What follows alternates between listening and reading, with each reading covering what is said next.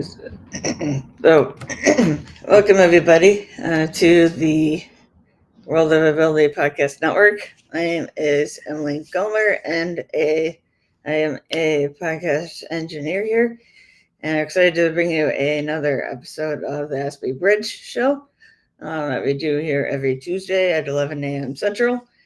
And we'd love to have you come on as a guest, so let us know if you are interested in that. As well as I'd like to check out our social media, LinkedIn, Facebook, YouTube, and so on. And so nothing further ado, I want to switch over to Zane to kick us off, so we can get this video started here. Our great guest.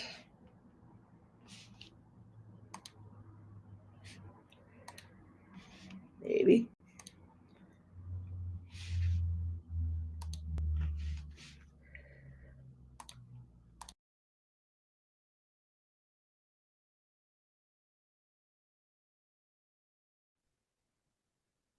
Hello, everyone, and welcome back to the Aspie Bridge.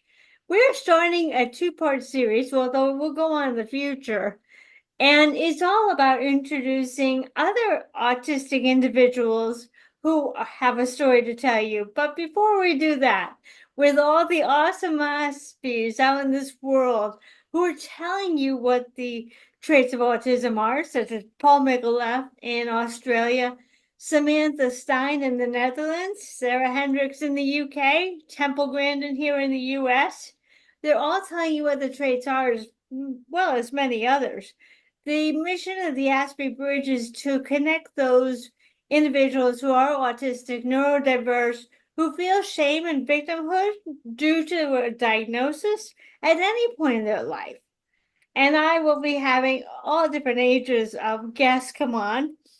But this is a special week.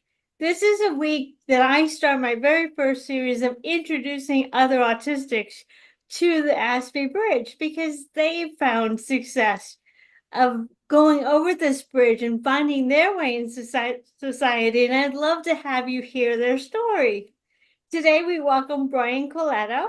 Brian, would you like to tell us about yourself today? Sure. So hello everyone.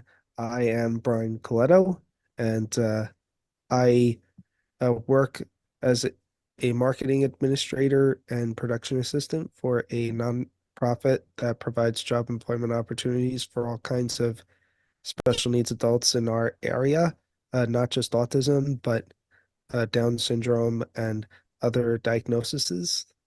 And I'm also an autism content creator where I help educate and entertain people about the spectrum through short form videos on social media, myself being on the spectrum.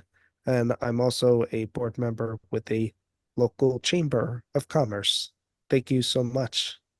Oh, you're welcome. You have a really great array of helping people that are also on the spectrum and neurodiverse, as you say, not just autistic, but also I heard you say Down syndrome as well.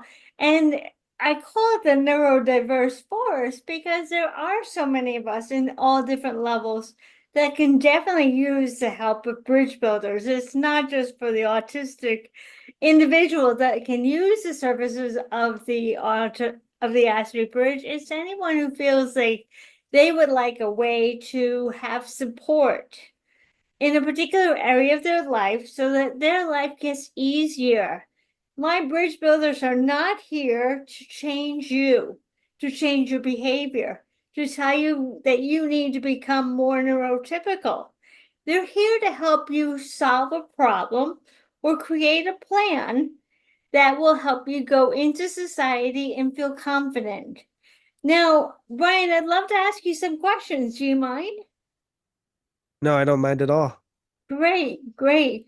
When did you start to feel that your life was different from others versus when you learned what the difference was? And let me give you an idea of what I'm talking about here. I found out I was different I felt different from my brothers, from classmates, as young as second grade. But I didn't actually get diagnosed until I was 51. Everybody attributed my behaviors, my idiosyncrasies, my unique actions to my hypothyroidism. But I knew I was different from age 7 on. What about you?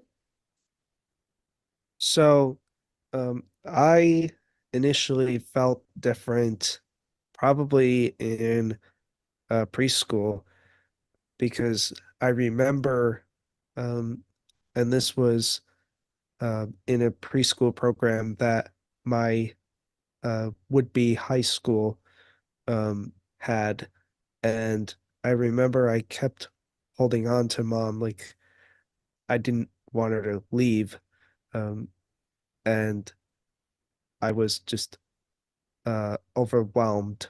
So um, I knew pretty much when I started going to school. So even before second grade, um, and and and I was diagnosed at 4 and didn't know the term until I was almost 16. Mhm. I remember reading your bio about that, where you happened to look over your mom's shoulder and she had written something down. You're like, wait, what? And Yes. that's when you learned. I found that very interesting that I find a lot of parents aren't ready to accept the fact of autism as if it were a taboo. It were a great what do I want to call it? Reflection on them, that it was a bad thing or not. And Brian and I both want to tell everybody that it's not a bad thing. It's just a different ability. It's not a disability unless you allow it to be a disability.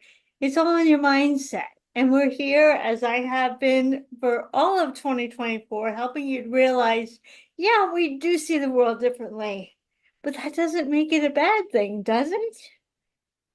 No, it doesn't. And you do bring up a good point. That's why I don't like to use that word disability. Uh, I mean, I have to use it for if I'm doing content for my workplace on their pages, uh, but I personally don't like to use that for myself. Um, and I think that also too, relating to one of my interests, which is sports, there's a reason that Major League Baseball changed that list from the disabled list to injured list. It was to uh, make things more inclusive for people. And so that's why there's been a few videos over the last few months where I was mentioning what kind of month it is, and I termed it as Different Ability Pride Month in July and October Different Ability Employment Awareness Month. Um, so uh yeah, that's what I wanted to say about that. Oh, that's great. I am so glad we're on the same page. I have no trouble also calling it a different ability. And I too get bothered by the fact that it's so often called disability. Like for instance, I'm looking at getting some supplemental income right now. Why can't it be called just supplemental income for different ability, or even for autism, supplemental disability for autism? Why do we have to call it supplemental income for disability? And then there are a couple of other times that it's like when I was working at Starbucks, oh, you need accommodations. I'm like, well, it's not that I want accommodations, it's just I'd like to have a different way of doing things. I mean, it makes it sound like, oh, you're special. I never even, when I was a kid, I even hated the idea of special education. How about just discovery or I don't know what the term would be, but I never liked the word SPED or special education because it singled the kids out that needed to go. And it's just like, how about extra help or tutoring? Why do we have to call it special ed? Yeah, I understand what it's for, but can't we change the name? Just like as I'm about to say, this is the next thing I wanted to ask anyway of you, Brian, is I don't mind Aspie. And there are a lot of people out there who are like, ooh, that's all about Hans Asperger.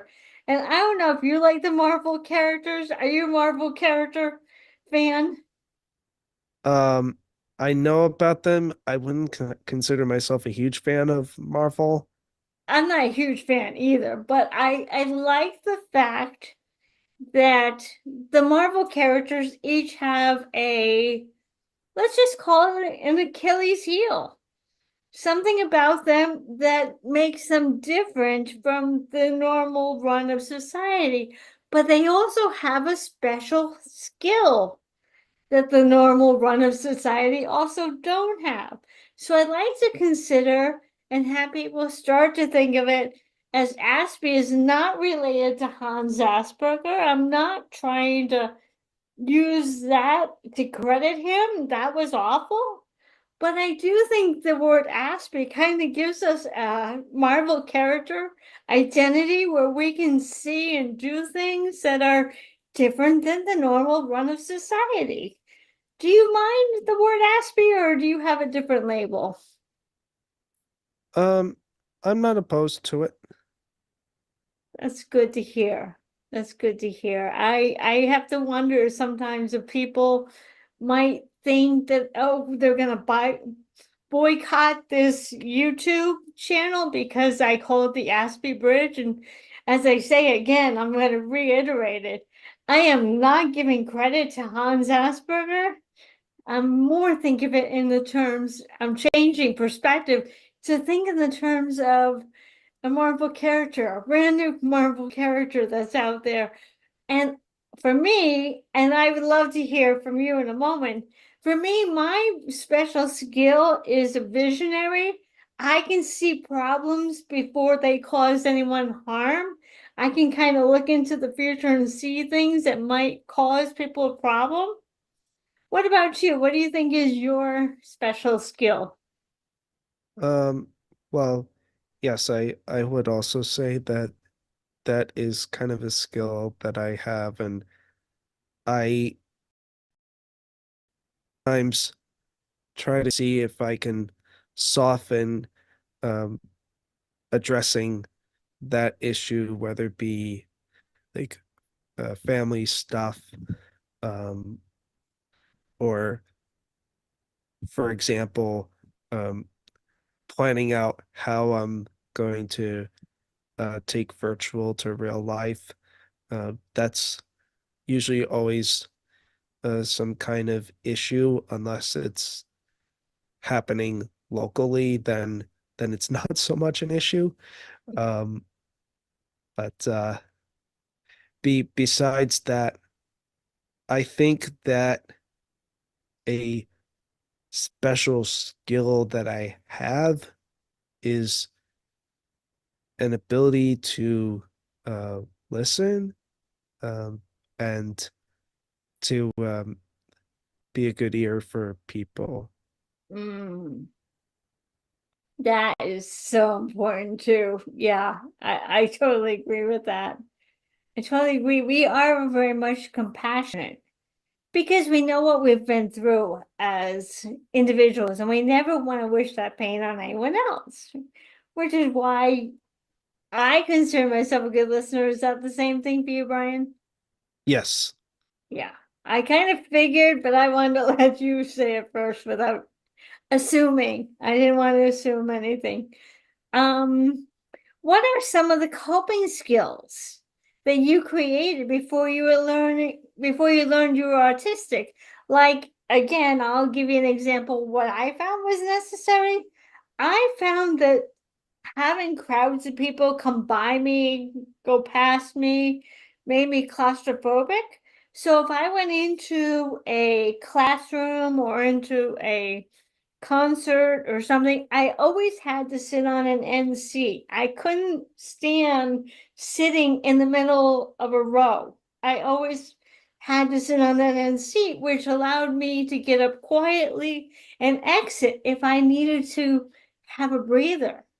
Can you think of any coping skills that you came up with without people saying, "Oh, you need a..."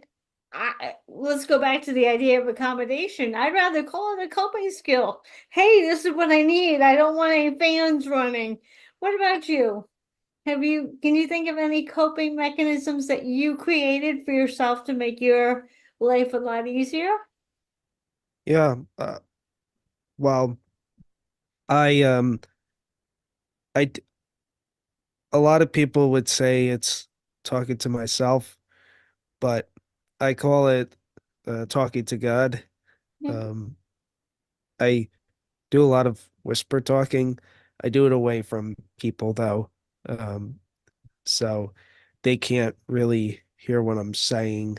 Um, and sometimes if there's no one around, I'll just speak it out loud.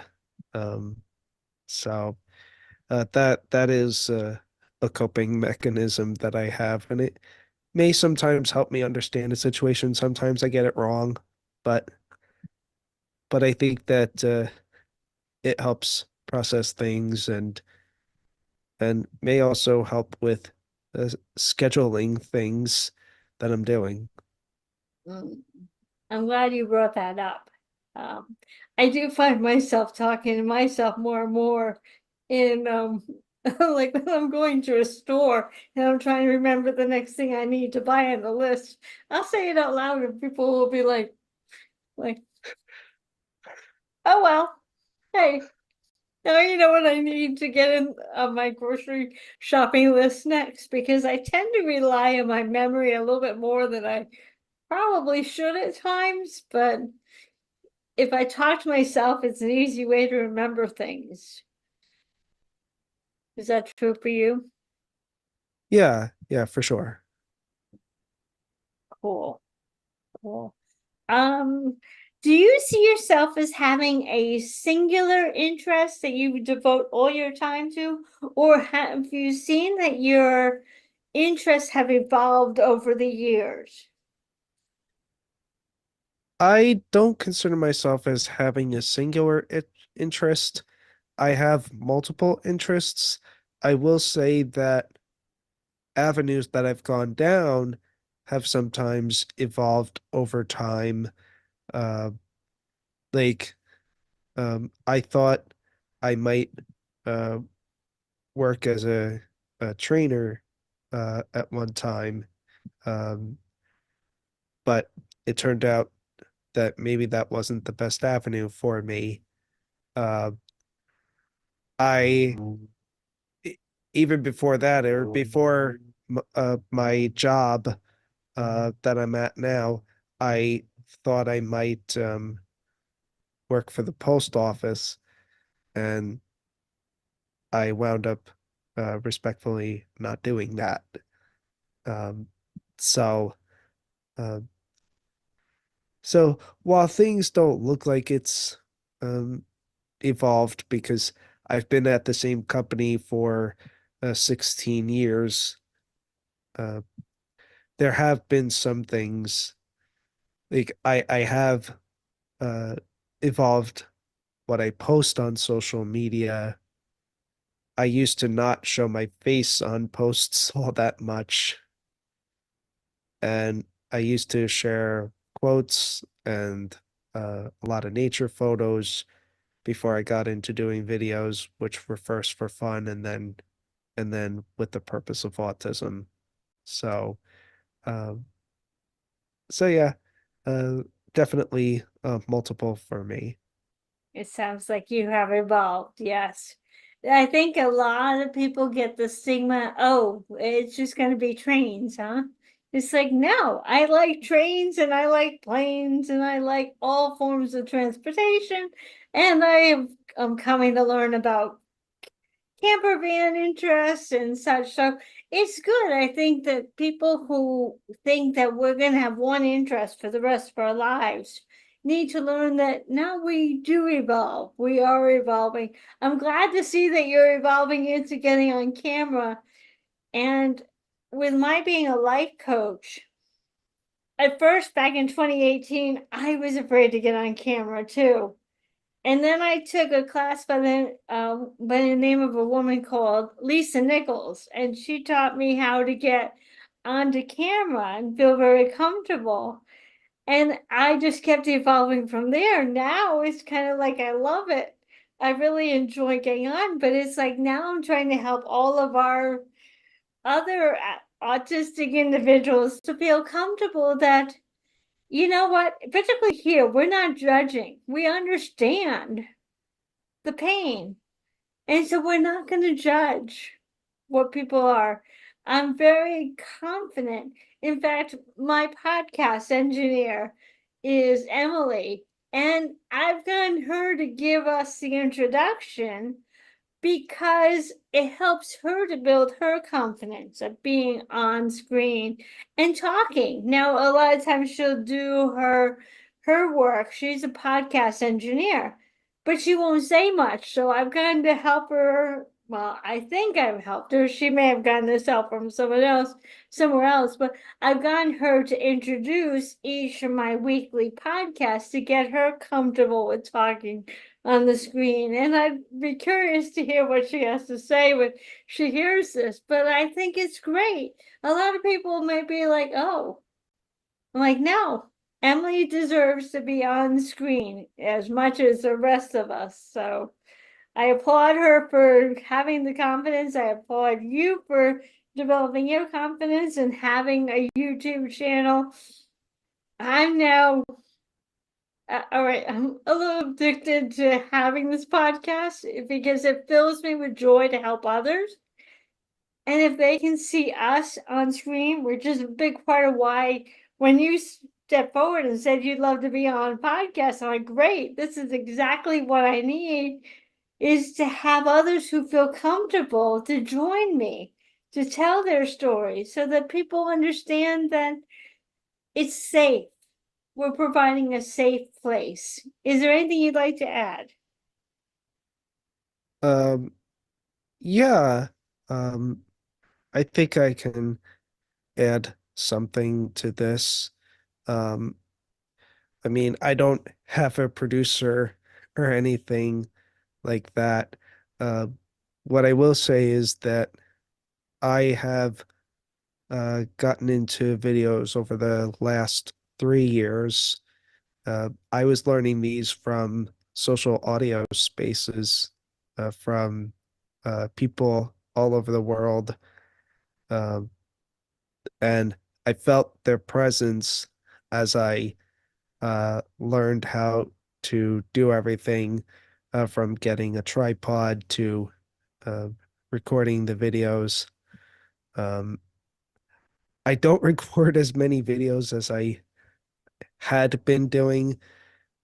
Trending sounds uh, have not been as much of a thing, Mhm. um,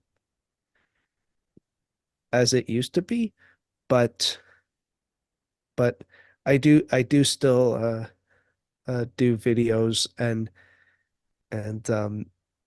yeah, it and sorry, I'm blanking out, That's but okay. That's okay. No but worries.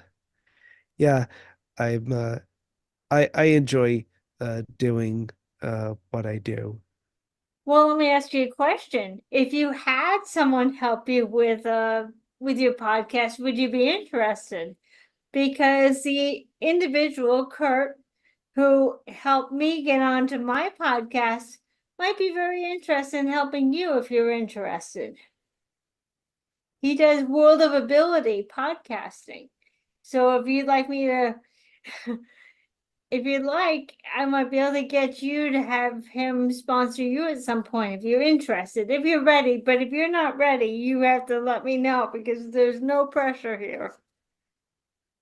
Right. Yeah, I'd have to think about that, Yeah. because I don't know uh, what would be in it financially in terms of cost or um, what I'm making or anything like that. So I'd have to uh, understand that a little bit more before I go in on that.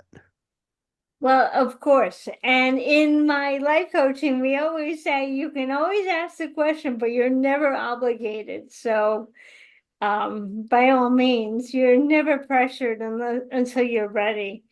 And yes, I totally get that. I'm watching my income very closely too, because I'm in the same position. Let's move on from there. Do you see a connection between your employment you do now is connected to your interest strongly, somewhat, not at all? In other words, do you find that what you're doing now for work is disconnected to where your heart is, to where your interest is? Or is that somewhat, not at all, or strongly connected?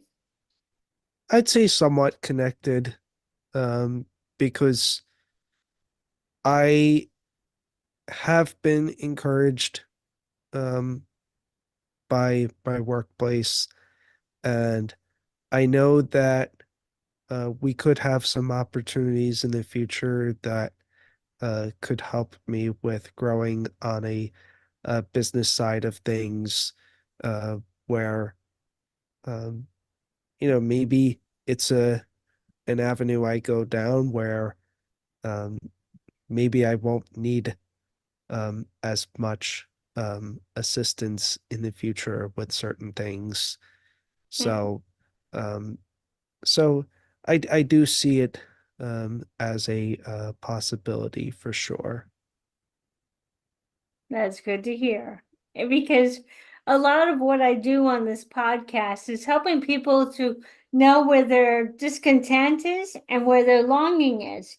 And some people are so discontent. I work in a grocery store, but I'd rather be selling cars. Or I work in I work with, uh, well, I'm trying to think. I work at a coffee shop, but I'd much rather be in the selling computers at Best Buy or something. So let's just say it's a complete discontent in where they long to be. So that's why I was wondering where you stood on that. It sounds like you're on the pathway. You just wanted to evolve more. Um, if you could create a career or a job position for yourself, what might it be? What fires you up right now?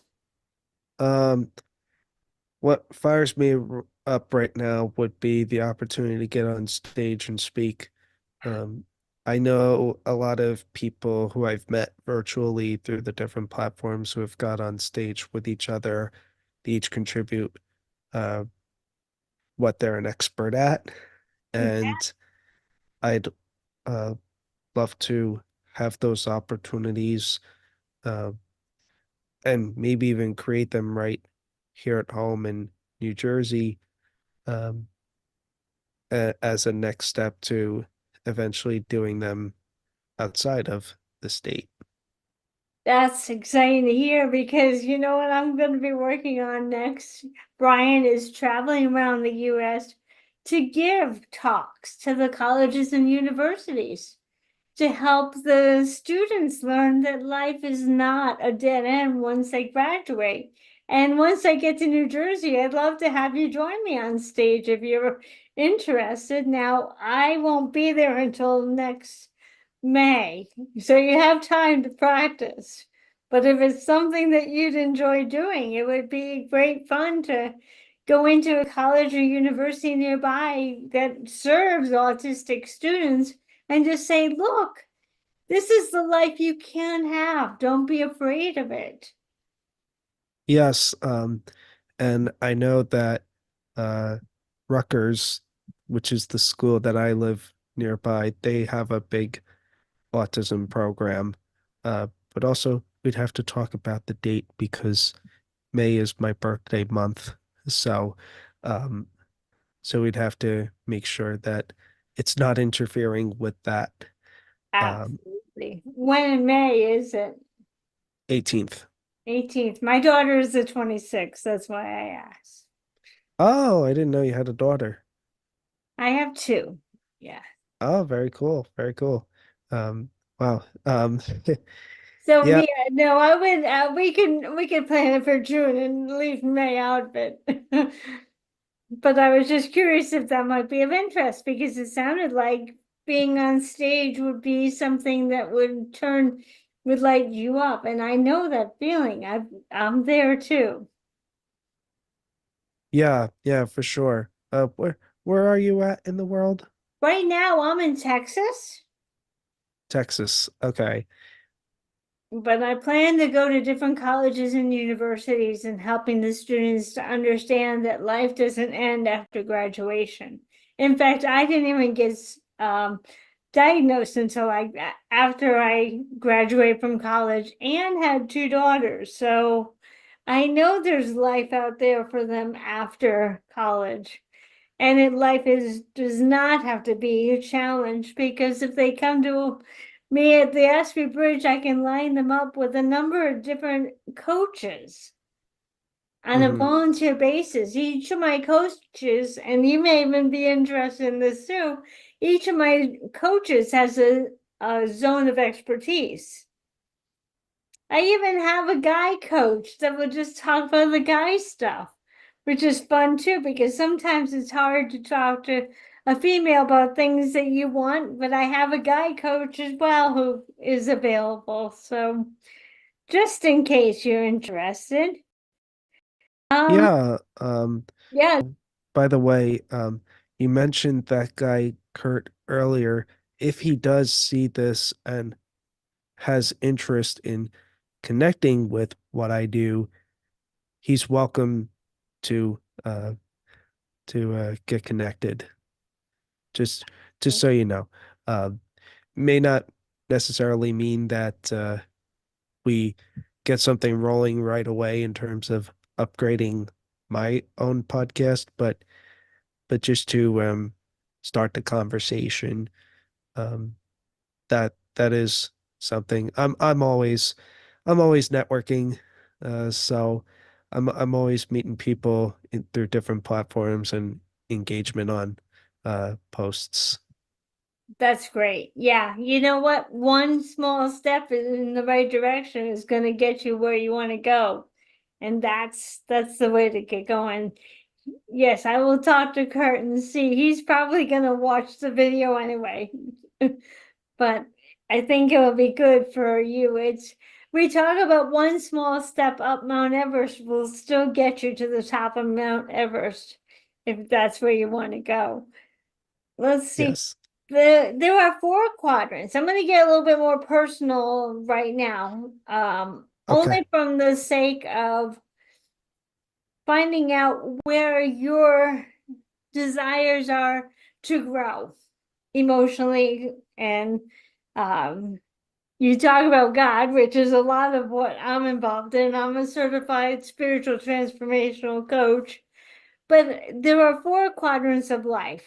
There's health and well-being, there's relationships, there's vocation or avocation, whether or not you get money and income from it. And then there's time and money freedom. What area do you think is your strongest right now? If you were to look at your whole life, and it's called whole spectrum health, what part do you think is the strongest?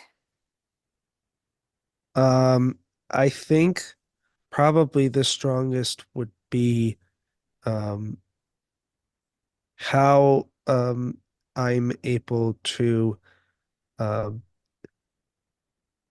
and this may not be exact from the four you mentioned, but I think my strong suit is building relationships with the community through different avenues.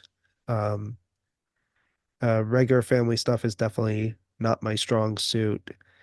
Um, I I I do well with getting out to different events and things like that. That might be more on the vocational end. It sounds like networking is very strong for you.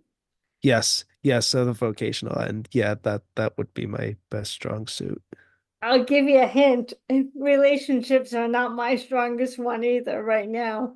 And I think a lot of us struggle with that. I don't think you're the only one. And I know I'm not the only one. It's a language that we have to develop with people who have known us all of our lives who don't always understand us. So I understand that. Um, would you say that relationships or time and money freedom is getting to go where you want to go, when you want to go without really worrying about money? It sounds from what you had said earlier that that might be a little bit of a difficulty. And then there's health and well-being. Whenever I've done the life assessment for me, my health and well-being was always probably my strongest. And then after that, it was my vocation. And I'm working very seriously on my relationships, developing better relationships. So if you were to pick your weakest one, what do you think your weakest one is? Um, I think probably my weakest one would probably be the time part. Time, Um, money, freedom. yeah, although I will say that uh money hasn't been like a huge issue uh because the I've traveled periodically locally, so it's not like um the fees that get involved with an airport, let's say, uh, but rather um, the getting to places. I mean, in New Jersey, we have a lot of traffic. That's probably the biggest pet peeve because sitting in that traffic can uh, drain your energy and sort of make you not want to go somewhere. And people also don't realize about New Jersey. Yeah, we're a small state, but it could take more than 2 hours to go from one end to the other if you're going up, down, down, up.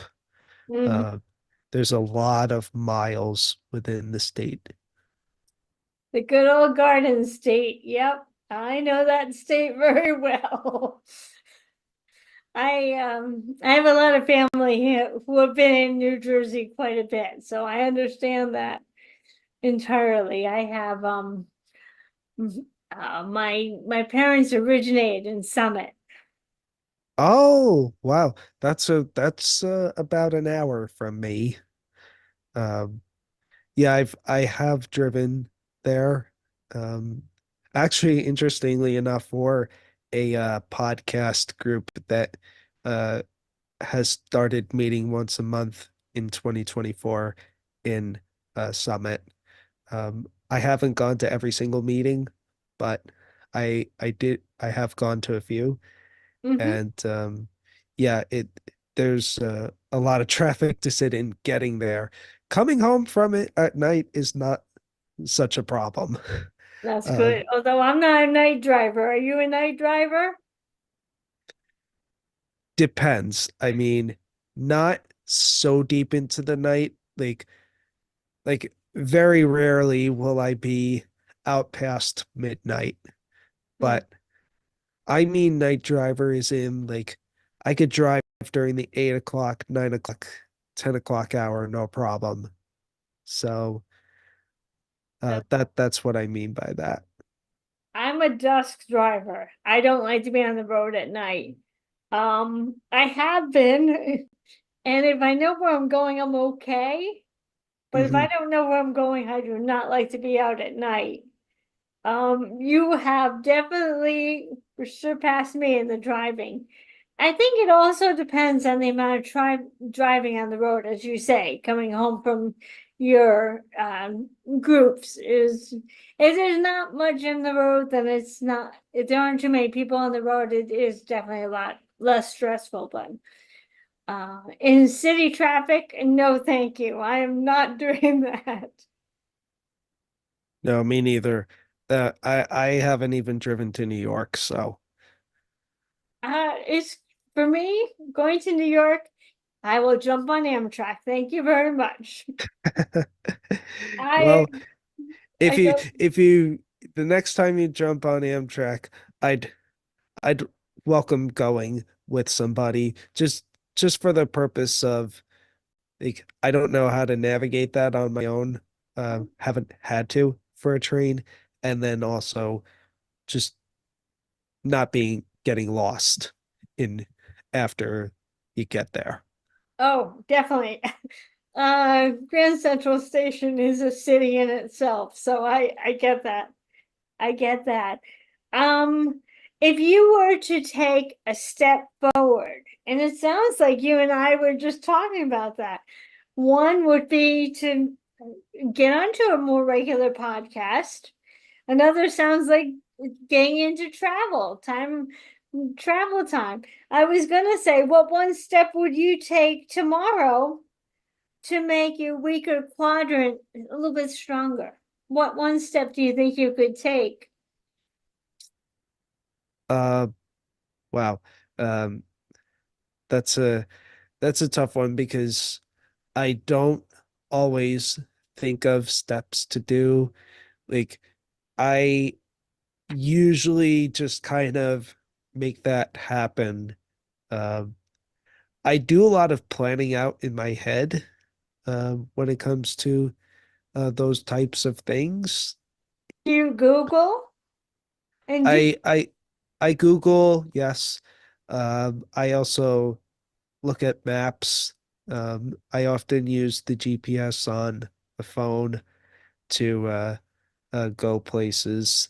you Um, know that that is the step, the very step you need? I mean, so many people are like, nope, I gotta just get in my car and go. No, but the fact that you're taking the initiative to look at maps, to plan, that's a step in the right direction. That's a step you can take. A lot of people just say, ah, that's nothing. No, that is a step. So many people won't even go there. So I applaud you for taking even that step. I know I'm constantly on my phone saying, oh, I wonder if. I wonder if. I mean, we did a podcast 10 weeks ago, and that was one of the questions that we were talking about is so many people don't know that even asking themselves, I wonder if, and researching it is a step in that direction.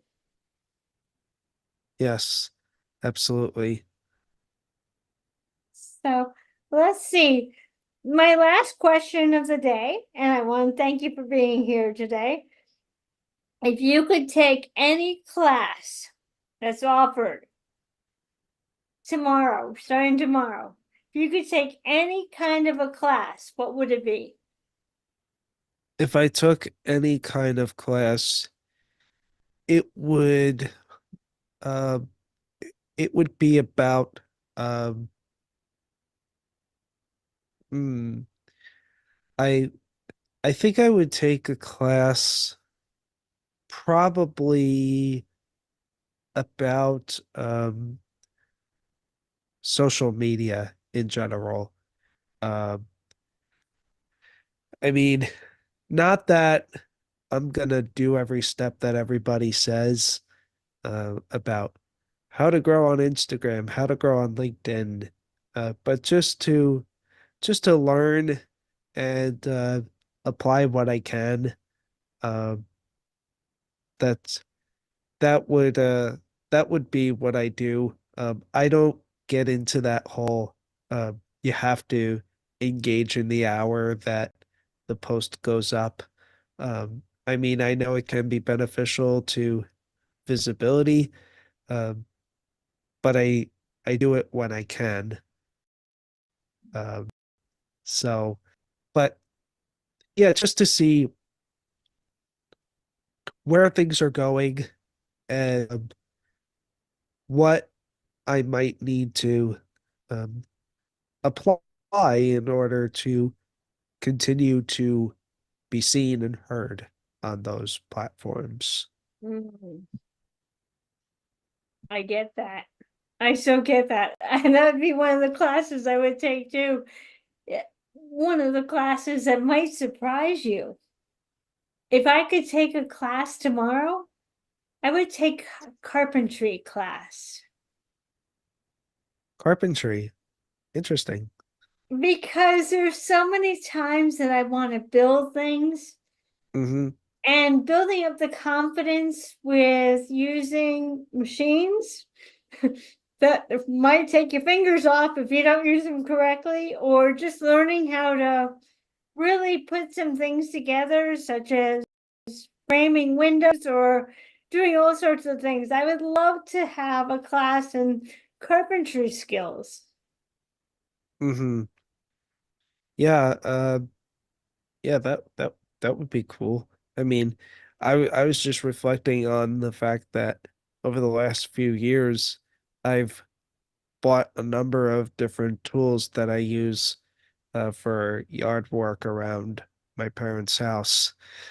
So uh, it's I've learned machinery that I've hadn't used before, Mm-hmm. and it's made a difference with helping uh maintain how good a yard looks. So Yes, yes. Oh, that was an interesting question. I'm always curious to see what class people would take if they had the opportunity tomorrow to take it. Well, Brian, this has been a real pleasure having you on my podcast, The Aspie Bridge. I hope we can have you on again. yeah, I would love to. That's great. That's great because I know that there'll be other opportunities. And I may even get a whole bunch of us on in 2025 to have a conversation. So I really enjoyed having you today. Thank you for having me. And love, light, and blessings to you. Thank you. Thank you. Next week on the Aspie Bridge, Danielle Walker will be here, and she'll be telling us her story of being an autistic individual and what she has going on in her life. I know that she does some coaching too, so it'll be very interesting to compare stories with her as well. In the meantime, I hope you have a great week. Thank you, Brian, for coming, and we'll see you next week. Any final words, Brian? Uh, Final words are just go out and be great. That sounds great. Thank you all very much for coming today, and I hope to see you next week.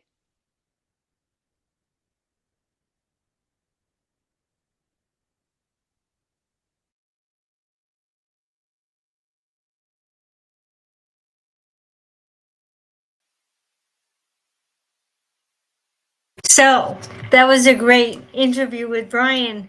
And I'm looking forward to having others who want to join us on the Aspie Bridge to share their stories.